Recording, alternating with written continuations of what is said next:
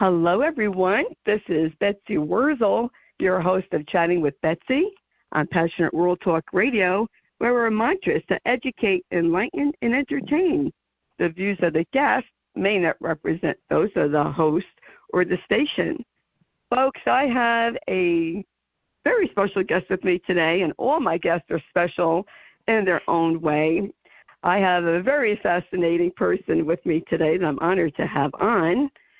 Today's guest is David Rosell, who is so phenomenal in everything that he does. David Rosell has quite an impressive background. He is a keynote speaker. He is founder of Rosell Wealth Management. He has a podcast, Recession Proof Your Retirement. He is an author and writer of 3 books, 2 of which I read. I read Failure is Not an Option, and the one that we're going to talk about today is In the Know, Turning Your Unneeded Life Insurance Policy into Serious Cash, which David wrote with Rodney Cook, who works for you. Is that correct, David? Yeah, he's my business partner, yes. Yes, so I want to welcome David Rosell to Chatting with Betsy. Welcome, David. Betsy, thanks so much. It's really a pleasure to be on the show with you today. Well, it is my pleasure to have you on. Folks, I have to say this. When I did read David's book last year, Failure is Not an Option, which I highly recommend. David is such an adventurer, traveled all over the world, an entrepreneur as a teenager, if not earlier than that, and you give great credit to your grandmother, Ruth, which I remembered from reading your book last year, and your book that I just read, In the Know. Who knew that you can turn your life insurance into money? Very interesting, David. So I'd like to know, how did you come up with the motivation to write this book about In the Know? Yeah, it's the first book of its type ever to be published, and it's about a unique tool that can be used when it's used by the right people at the right time in the right circumstances. It could really be quite magical. It's about a mundane subject of life insurance, but many of the listeners out there have life insurance. And Betsy, I'm a firm believer in life insurance. I own it on my own life, and it's the whole idea of leveraging your money for your loved ones. You're spending pennies now to get dollars later. But there are times, very often in people's life, where that life insurance, which at one time held a real importance, is no longer wanted or needed. And I can think of 4 quick scenarios. Over the years, insurance companies have had to raise premiums. And so for some retirees, as the premiums go up, it's no longer affordable for them. I became an empty nester just a month ago, Betsy, and I have life insurance on my life because I need to replace my income in case something happened to me for the love of my kids. But before long, they're going to be more successful than their dad, and they won't be dependent on this life insurance. You mentioned my business partner, Rodney. Lots of times business partners have life insurance on each other. In case something happens to one of them prematurely, the family has life insurance to buy the other partner out so that you're not going into business automatically with their spouse. And yes, lastly, I've heard that. Yeah, It's a really important thing that, very prudent for business owners to have on each other, very often called a buy-sell agreement. So it's all set up in advance. And there's one other time, Betsy, that comes to mind that people own life insurance, and that it was for estate planning reasons. Because if you go back to 2001, when a husband and wife passed away, they'd add up the value of their estate, and everything above $675,000, including your home and retirement portfolio, got taxed at 55%. And people would take out a life insurance policy so the kids didn't have to pay this tax. Well, now it's almost $13 million per person. and way less than 1% will ever have this tax now. So these people no longer need that life insurance policy. And instead, most life insurance policies expire, lapse, or are surrendered. And now there's a relatively new concept where policies that are no longer wanted or needed can potentially be sold on the open market. I was amazed about that. Like reading your book, I was like, wow, I didn't even know that you could do that. Yeah, most people don't. It was a study was done with financial planners, and even 40% of financial advisors had never heard of such a thing and aren't aware. And a majority of retirees who have surrendered their policy said they would have implemented this if they had known about it.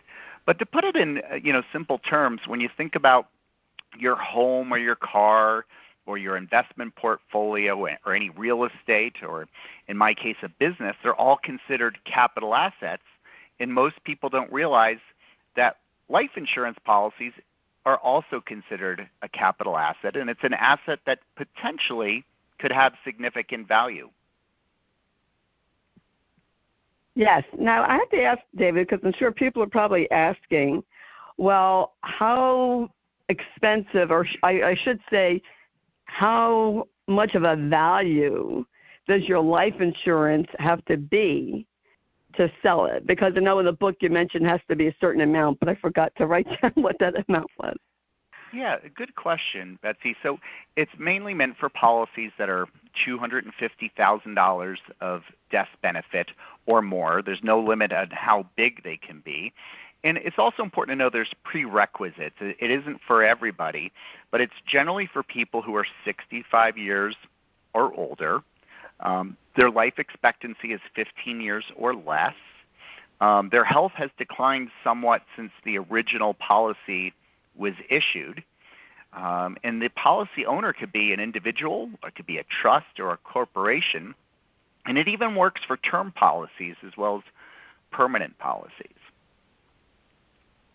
That one of the stories, if I remember, I read a lot of books on my show. Somebody had turned in their life insurance policy. I think they had a terminal illness, and this enabled them to enjoy their life, what was left of it, to travel or to get the care that they needed. That touched me. Yeah, throughout the book, we try to take a mundane subject such as selling your life insurance and use real life case scenarios that we've gone through. We changed the names, of course, for privacy. To give you an idea, one of the most touching stories was a couple named Larry and Liz, and they were household names on this beautiful town located on the rugged Oregon coast. And they started a whale watching tour company back in 1968. And very sadly, Liz died unexpectedly of health complications in 2012. And as you can imagine, Larry's spirit diminished, and same with his visions for retirement. And he ended up selling his business to a previous employee and not making nearly as much as he had hoped for. And you jump ahead to 2023, and Larry's now 88, and he had two life insurance policies that they both purchased to offset the inevitable estate tax that they were going to have at the time when they both passed. Estate planning is really important to them. They wanted to make sure that their children didn't have to take care of this tax burden, to make sure that Uncle Sam wouldn't become the number one beneficiary. And back in 2012, when they took this out, the exemption, the estate tax exemption, was $5 million, and this meant everything above $5 million would be paid out, would be taxed at the federal level. Well, you jump ahead to 2023, and it's almost $13 million. So they no longer had a need for this policy anymore. And he had a policy that had a death benefit of $1.6 million. And he was introduced to our team from a financial planner over on the Oregon coast, and working with multiple providers, to negotiate a settlement offer through an auction process, we were able to procure a gross offer of $975,000 for Larry, and this was $842,000 more than the cash surrender value. And of course, this doesn't bring back Liz, but this was like free found money for him. And one of the nice endings to this story is he's a big golfer, and he still gets out on abandoned dunes, and he bought a golf cart that resembles a Mercedes-Benz. That's really cool. You know, when people are listening to this, David, they're probably wondering, well, like, do I just go to a financial planner? Who do I go to find out how I could do this? Who's qualified to do that? I highly recommend you, David. I recommend them go to your company because you're the only one that I know of that does that from your book. So I thank you for sending me your book and, you know, having this conversation, because people might think, well, do I just go to my local accountant? Do I go to my local financial planner? Do I contact David Rosell Wealth Management? Yeah, well, most financial advisors, or a large portion of them, aren't even aware of this concept. It's called a life settlement when you sell a life insurance policy. And there's a number of really good people out there doing very good work. But the life settlement industry is relatively new, and sadly sometimes targets seniors who might be in poor health. And the industry can also, and sadly, be prone to aggressive sales tactics and abuse. And this makes it really important to work with a reputable firm with a proven track record.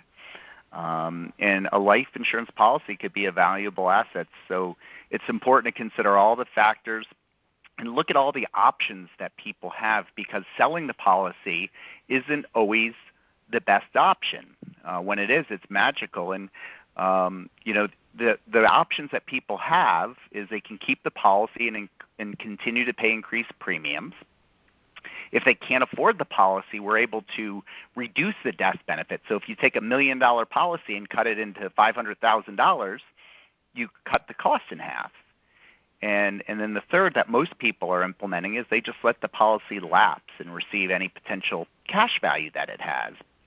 But now this fourth option, the one that most people aren't familiar with, it's really a strategy that most insurance companies do not want you to know about. It's relatively unknown, and yet it's a powerful option that when used appropriately for the right people at the right time, it can really be beneficial.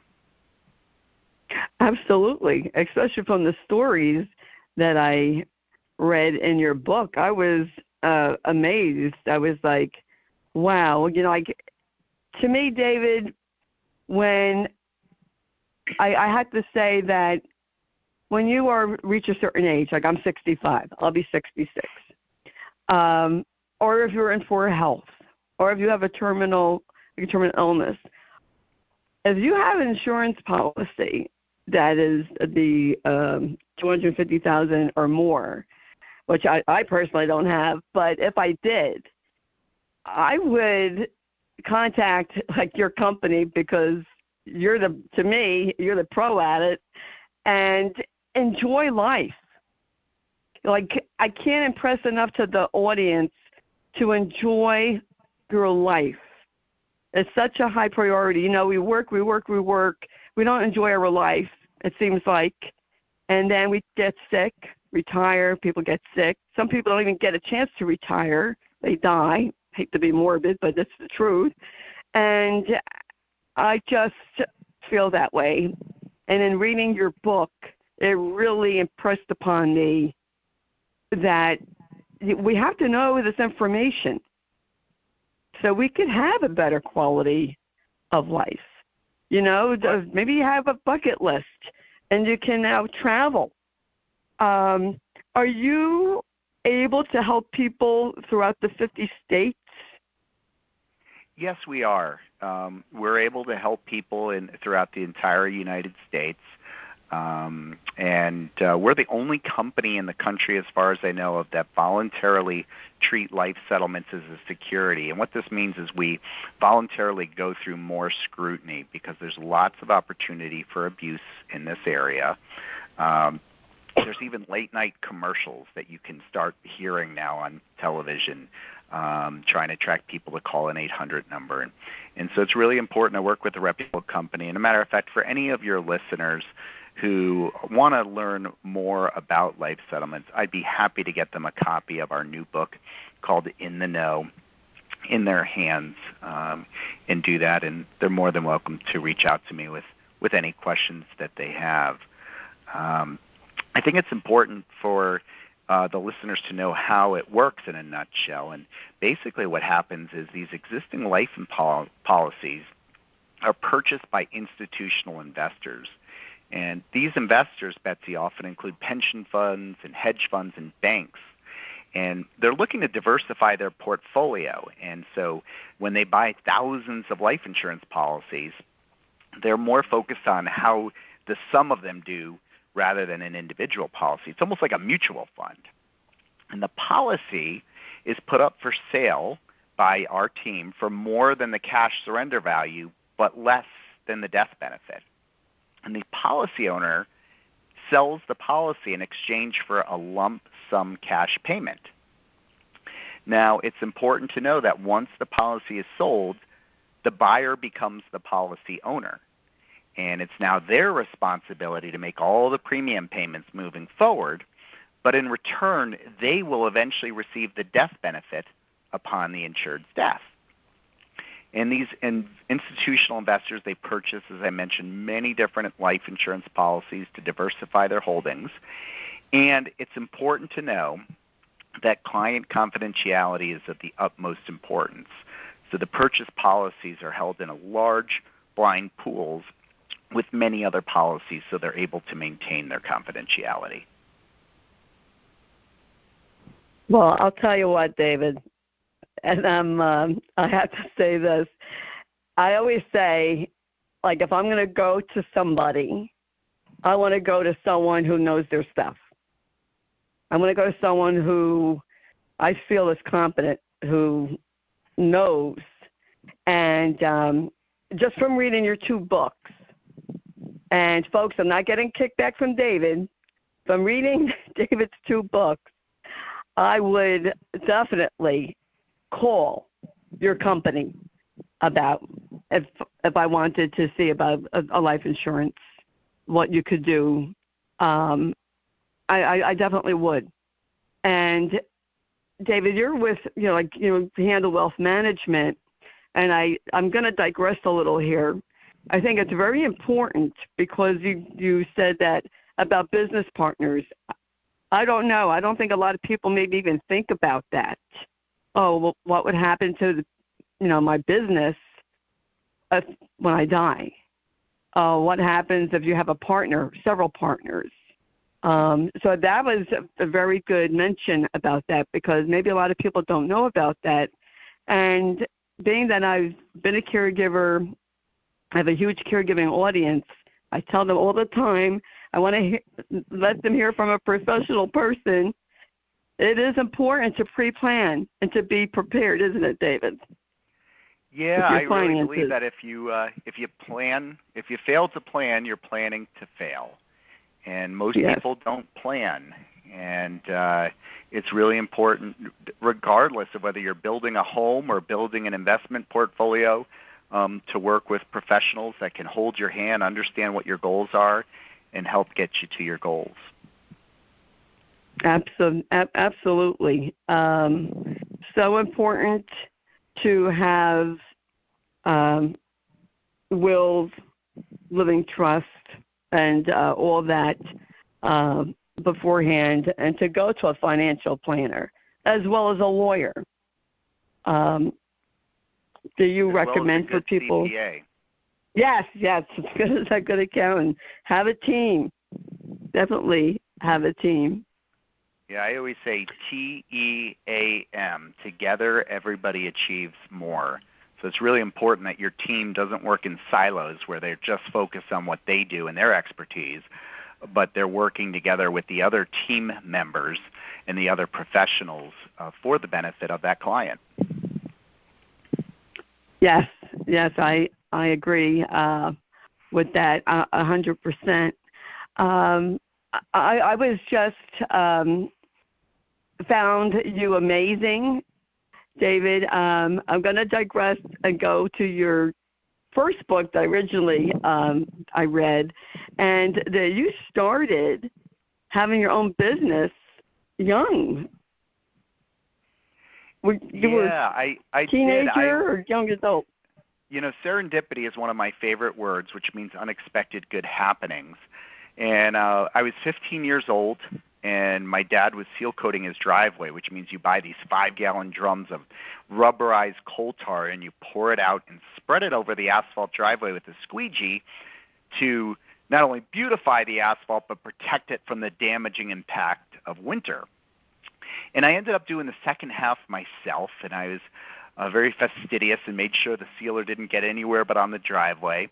And the next-door neighbor, Mr. McGavro, hired me the next day for $25 to seal coat his driveway.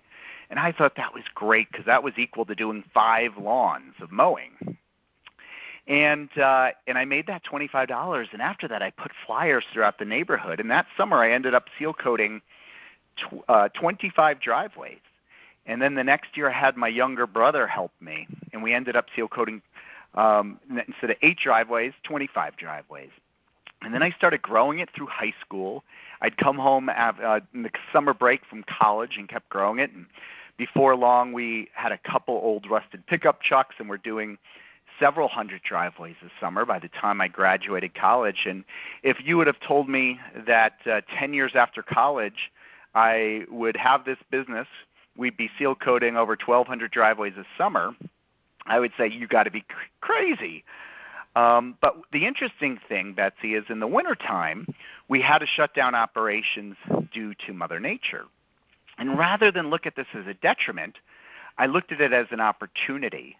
And so what I would do is I'd close down the business in the wintertime because of temperatures, and I would spend a month in 6 different countries that winter, in places all over 6 continents. And so 10 years later, I'd spent a month visiting 65 different countries. And so what my books do is they meld my 2 passions, one of helping people manage their wealth and transfer it to their heirs in the most tax-efficient way. And because this is a boring subject for so many people, I mesh the stories in with real-life adventure stories from those trips.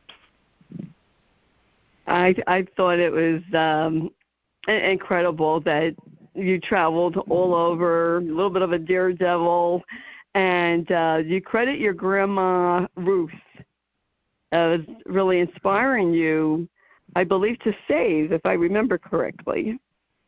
Yeah, most people wonder how I went from seal coating driveways to helping clients seal their way to success with their finances. And I have to blame it on my grandma, Ruth, as well as my father. But I'll never forget when I was 19 years old and I was making really good money for a 19-year-old. I was 4 years into my business. And the bank was going to loan me money to buy a brand new Honda Prelude. And I was so excited about this. And grandparents have a way of communicating with their grandkids that's just a little different than your parents. Maybe the grandkids listen a little bit more.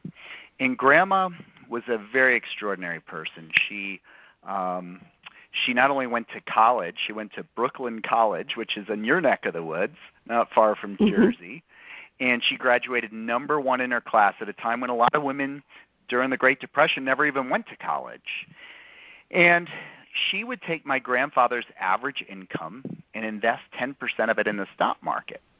And I remember her saying to me, David, she said, this is the most beautiful car. It's going to be the nicest of all your friends. But I want to show you this chart. And she taught me what an IRA was, an individual retirement account.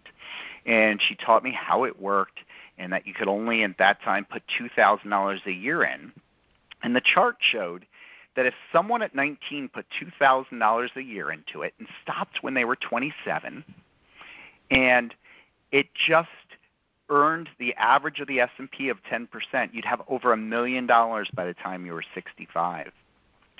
And then she showed me someone that started when they were 27 and funded it all the years that the other first 19-year-old didn't have to fund it, and they ended up with significantly less money.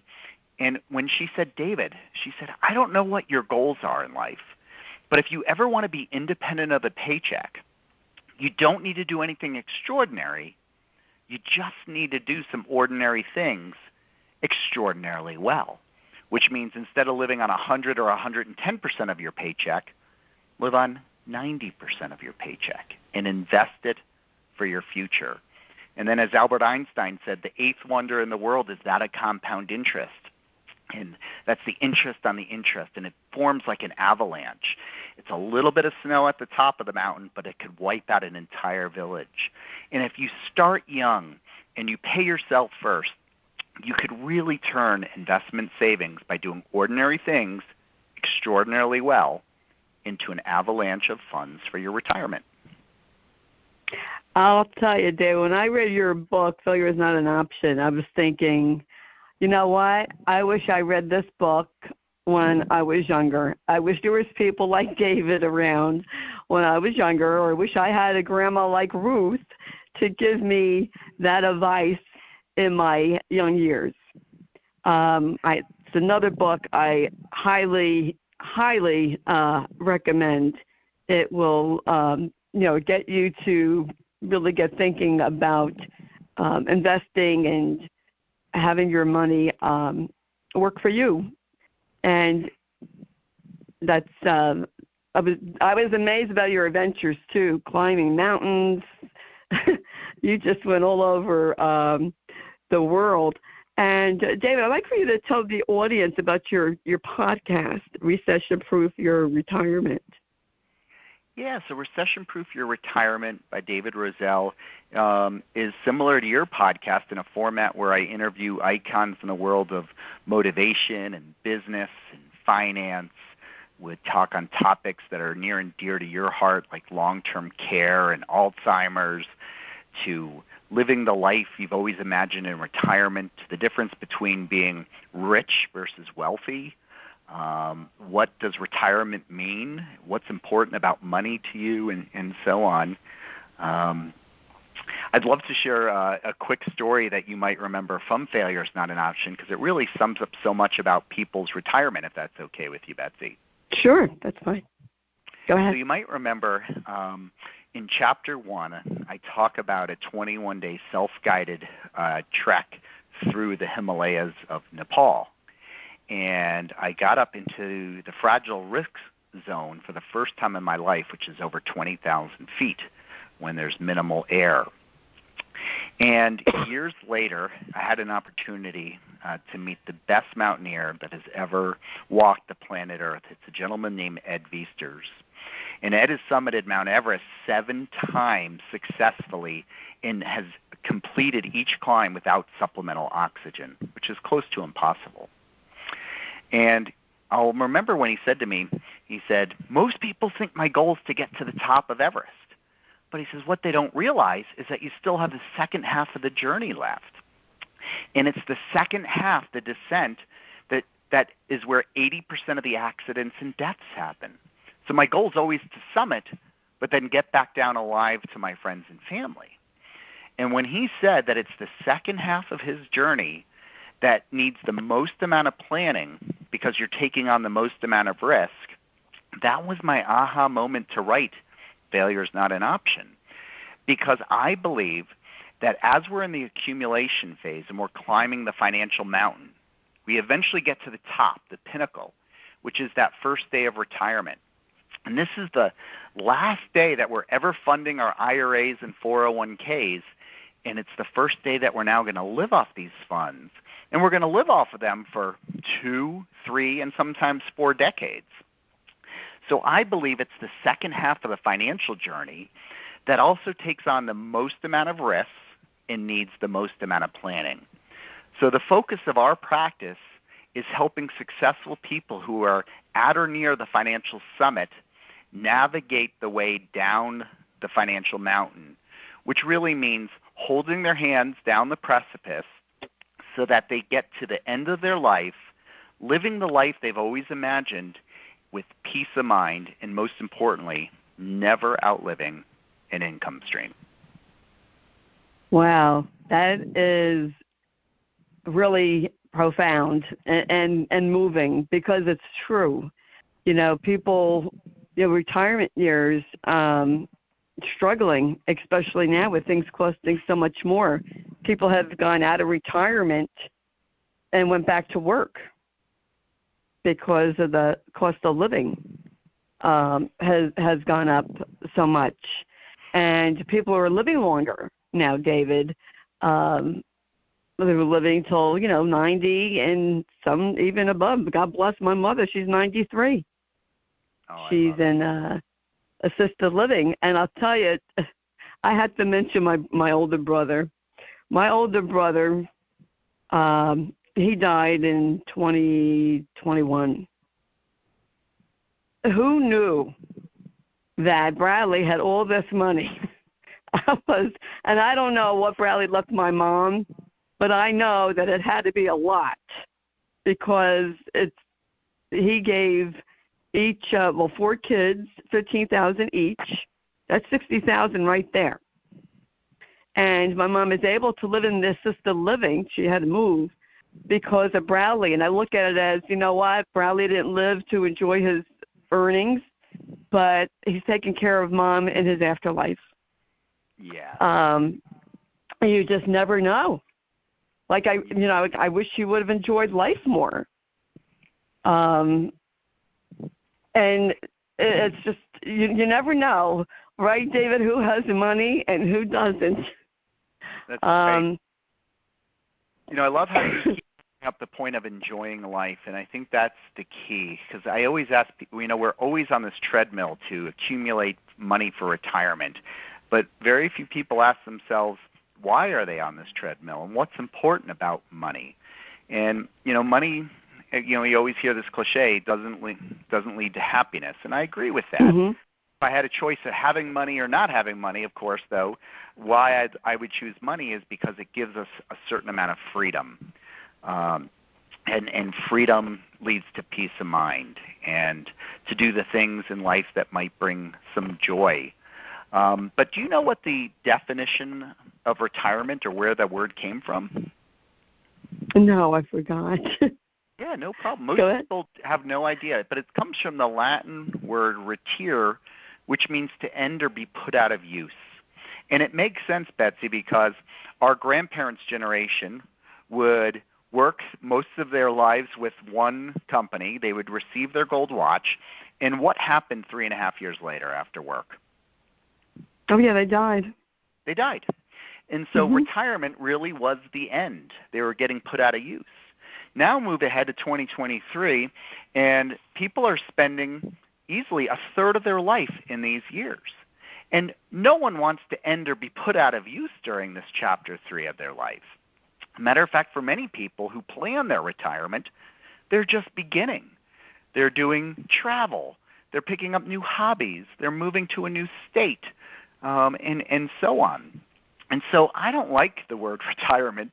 To me, it sounds negative. I don't know anyone that wants to end or be put out of use. So I prefer the term financial independence. It's being independent of the paycheck. And the reason I like this term also is because we have clients that are independent of the paycheck. They don't need to work, but they're opening up that coffee shop or that B&B just because they want to have purpose in life. And it's something they've always dreamed of. Are they retired? Of course not. They're still working, but they're independent of the paycheck. Yes, and you know what, David? I said this on another show, and I truly believe this. Baby boomers, which is a lot of people, folks, we're going to change the way people think of aging, because you're right. I mean, when I was worked in a nursing home as a teenager back in 74 and 75, these people were in their 60s. They were my age, and I thought, wow, they're really old, because they looked old. But now people are aging better, I don't see myself as old and decrepit. I see myself as having gone, hopefully, many years, and I've turned my pain into my purpose, and I'm not, sitting in a rocking chair, and I think that baby boomers are not going to want to be warehoused into these, huge nursing facilities. They're showing people, hey, we're still enjoying life. We're going golfing. We're going traveling. We're going to start another business just as a hobby or just because we want to. And this is how we're going to live. Yeah, I believe graying means playing. I know clients that have turned in their rocking chairs into stand-up paddle boards. It really is amazing. The fastest growing proportion of our population are centenarians, people 100 and older. And I read somewhere that last year Hallmark sold over 75,000 100th birthday cards.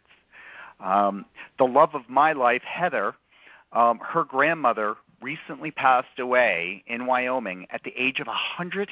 106. Wow. So due to the way we're using our minds, being more active, modern medicine, people have the ability to live longer. Absolutely. That's true. And people get confused about long-term care, David. Could you touch briefly on that? Because I know a little bit about long-term care.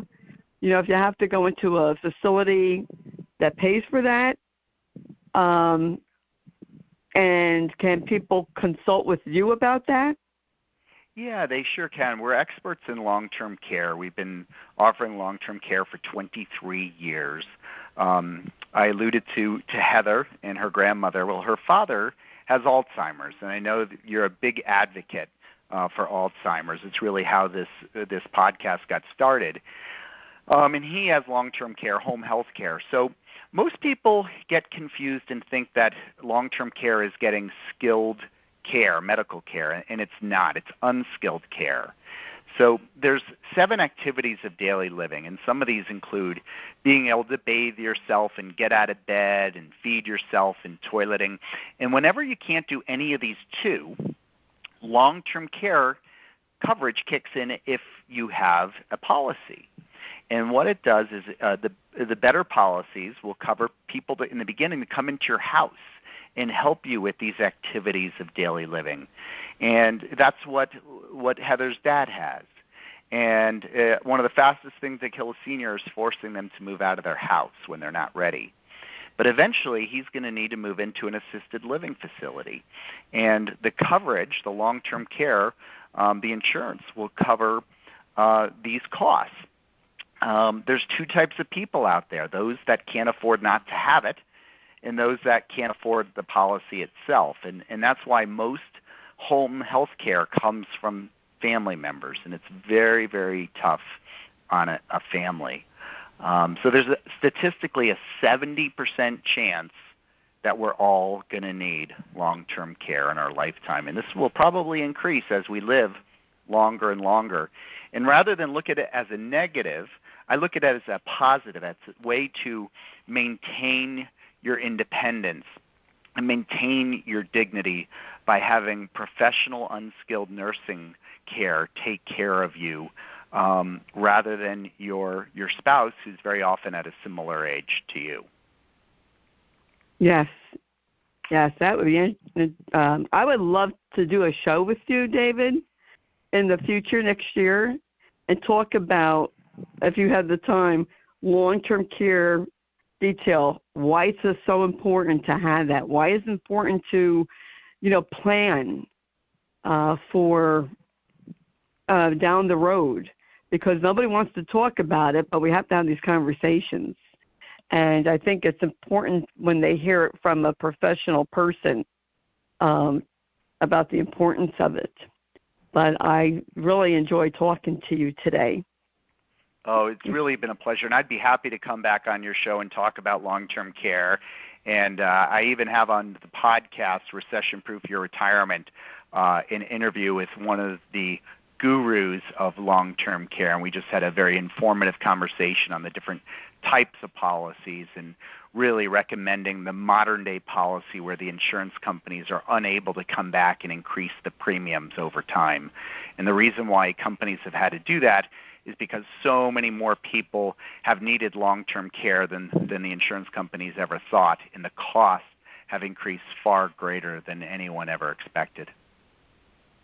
Yes, I could believe that because, just health insurance keeps going up, so my household insurance keeps going up every year, so I'm sure long-term care insurance goes up. And where can people hear your podcast? Oh, people can hear it on Spotify, on Apple, on Google, on all the main platforms. They can pick that up. And how about where can they purchase your books, David? Oh, probably the easiest place is on Amazon. Our best-selling book is Failure is Not an Option, Creating Certainty in the Uncertainty of Retirement. There's one other book that a lot of readers have asked me to write, and I finally came through. It's the same concept of mixing financial concepts with adventure stories, but it's for people in the accumulation phase, and it's called Keep Climbing, A Millennial's Guide to Financial Planning. But you could also ask for it at Barnes & Noble and so on. And if anyone has any questions about anything we talked about today, they're more than welcome to reach out to me personally. I'll give you a couple ways. One is you can reach me here at my office at 541-385-8831. And you can find me through our website, which is RosellWealthManagement.com. And Rosell is ROSELL. Oh, thank you so much, David, for coming on today and writing your books and helping people. Could you repeat your number one more time? Your area code is 541? 541-385-8831. I'm located in the beautiful state of Oregon, but we have clients all over the United States, from New York down to Florida and all the way across to California and up to Washington. That I could believe that. I really can. And folks, I just want to encourage you all to, check out David Rosell's books and his podcast. I happened to listen to when his daughter was on. I want to listen to the one that you just talked about with long-term care. And yes, I promote other people's podcasts. Why not? I mean, people need to learn this stuff. I don't know everything, folks. I'll be the first to admit that. And I believe in educating my audience. And if you could get educated listening to David's podcast and I could get educated, I say listen to it. There's so much to learn about finances, and I don't have a clue. So I need to listen to people like David on the radio. But I want to thank you, David Rosell, for coming on today. Thank you for all you do to help people and for writing your books that are so inspiring and motivating. And folks, I encourage you to go on Amazon, go to your local bookstore, and look for the books. Everything about David will be in the blog, so please read the blog that Jeannie White, who's the station manager, Pastoral Talk Radio, does. Thank Jeannie for that, and Jeannie produces the show. And I want to thank Lillian Caldwell, who's CEO of Pastoral Talk Radio, who makes this all possible. And thank you for listening. And if you don't already subscribe to Chatting with Betsy, please do so. It's for free on Spotify, Spreaker, YouTube, iHeart, to name just a few. And share this podcast with your friends. I want to help as many people as possible. And the only way I could do that is if you share the show. And this is a great show to share. Who does not need to know about wealth management? Who doesn't need to know about long-term health and, your future? If you're a young person, this show is for you. This show is for everybody. And, even if you're not a caregiver, this show isn't just for caregivers. But every show that I have, believe me, a caregiver can benefit from. Anyone can benefit from. So I want to thank everyone for listening. And as I always say at the end of my show, in a world where you could be anything, to please be kind and shine your light bright. Because if we all did that, it'd be a much brighter and kinder world. Oh, and I also forgot to mention, if you want to follow me on Facebook, it's Betsy, B-E-T-S-Y, Wurzel, W-U-R-Z-E-L. And if you're looking for a support group, I have one, #Kick Alzheimer's Ass Movement on Facebook. And I want to thank you, David, again for being with us today, David Rosell of Rosell Wealth Management. And folks, until we chat again, just be safe, be kind, shine your light bright, and be a blessing to somebody. This is Betsy Wurzel, your host of Chatting with Betsy on Passionate World Talk Radio. Bye-bye now. Oh, Betsy, you did a great job with that interview.